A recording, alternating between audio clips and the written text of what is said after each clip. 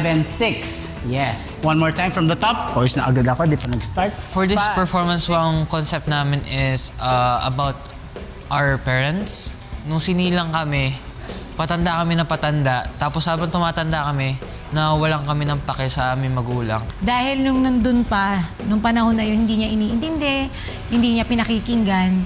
Nung gusto niya nang mag-say yung magulang niya, wala na. Napanaginipan ko tong piyesang to.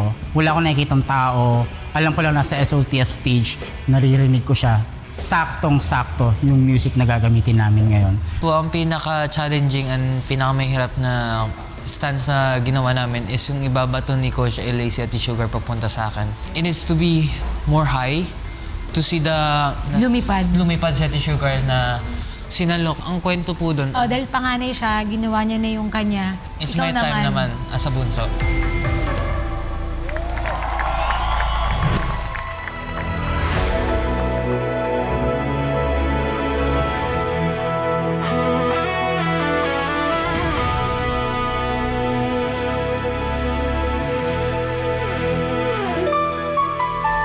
Could stay awake just to hear you breathing. Still miss you, babe, and I don't wanna miss a thing.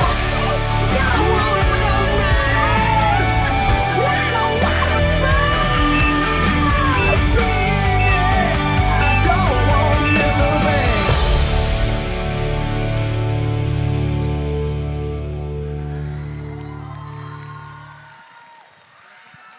Binigyan tayo ng unique na atake ni na Sugar and Horizon Jeremy together with Coach LA. Coach LA, medyo out of the box yung naging concept natin for this performance. Tungkol saan yung performance na yun?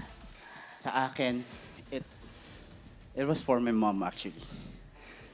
Like, lahat tayo, sobrang busy natin sa pagtanda. Hindi natin namamalayan mga magulang natin tumatanda din.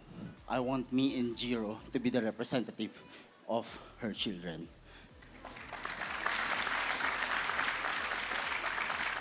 Napakalalim naman pala. Sugar, Opo. anong pakiramdam after that performance? Pahalagahan natin yung mga mahal natin sa buhay, lalo na yung magulang natin, asawa, anak. Hindi ko sinasabing palitan nyo, pero ang magulang, isa lang yan. Isa lang yan, wala yang kapalit. And I guess that's the beauty of what we showcase here dito sa show natin. Thank you, Coach LA, for that performance. Nagmarka ba yun sa'yo, Coach J?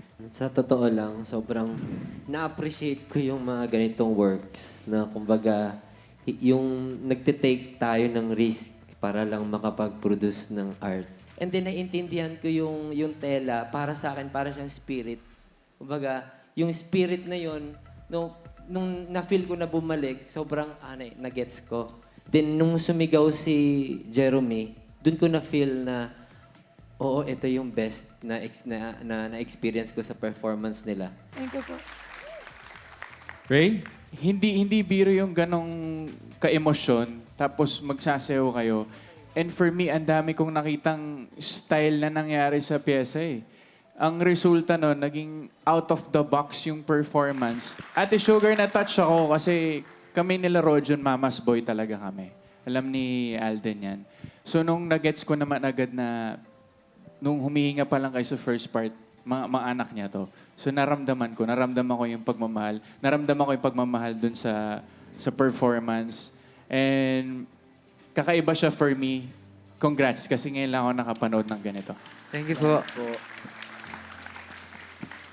Yan, anong effect nun sa'yo? Hindi ko sukat akalain na pwede palang hindi ihataw na sobra-sobra, pero makikita yung husay sa bawat kilos, sa bawat puso, pakiramdam. Binuo nyo yung lahat tonight.